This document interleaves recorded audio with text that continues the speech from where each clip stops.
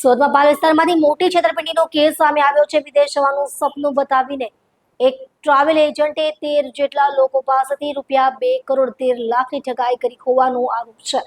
પાલ પોલીસે આ મામલે મહાકાલ ટ્રાવેલ્સના એજન્ટ વરુણ રાજુભાઈ પરમારની ધરપકડ કરી છે। પાલ વિસ્તારમાં વિવિધ દેશોના વિઝા અપાવવાના નામે ₹2.13 લાખની છેતરપિંડી કરવાનો મામલો સામે આવ્યો છે। પાલ પોલીસે આ કેસમાં ફરાર ટ્રાવેલ્સ એજન્ટની ધરપકડ કરી છે। આરોપી વરુણ રાજુભાઈ પરમારને પાલ પોલીસે ઝડપી પાડ્યો છે। તે મહાકાલ ટ્રેલ્સ નામની ટ્રાવેલ્સ એજન્સીનો એજન્ટ છે।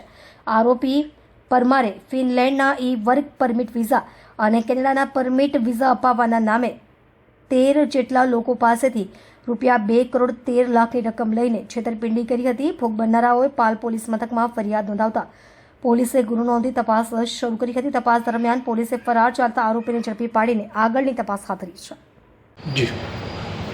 પાલ પોલીસ સ્ટેશનની અંદર વિઝા ફ્રોડનો કેસ પાછલા દિવસમાં રજીસ્ટર કરવામાં આવેલ હતો, જેમાં કુલ 23 જેટલા અલગ અલગ ક્લાયન્ટ્સના 39 લાખ રૂપિયા લઈ જે પરમિટ વિઝા છે એ આપવામાં આવેલ ન હતા। જેની અંદર અગાઉ એક આરોપીની ધરપકડ કરવામાં આવેલી હતી। આ ગુનાની તપાસ હાલ પાલ પોલીસ સ્ટેશનમાં ચાલુ છે।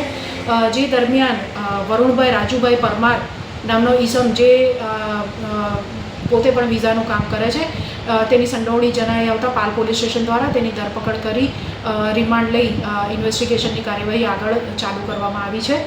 આ ગુનાની વિગત જોઈએ તો વરુણભાઈ રાજુભાઈ પરમાર જે છે તેમણે લગભગ 13 જેટલા અલગ અલગ ક્લાયન્ટ્સ પાસેથી ફિનલેન્ડ અને કેનેડાના વિઝા અપાવવાના બહાને ₹2.13 લાખ જેટલી માતબર રકમ કેશ તથા પોતાના એકાઉન્ટમાં લઈને આ જે ક્લાયન્ટ્સ છે તેમને કોઈપણ પ્રકારના વિઝા પરમિટ વગેરે પૂરા પાડેલ ન હતા।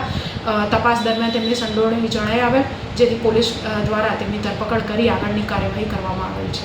આરોપી ક્યાંથી ઝડપાયો? આરોપીને પોલીસ દ્વારા ટેકનિકલ સર્વેલન્સ અને એના આધારે પોતાના જે નાસ્તો ફરતો હતો ત્યાંથી ઝડપી પાડવામાં આવ્યો।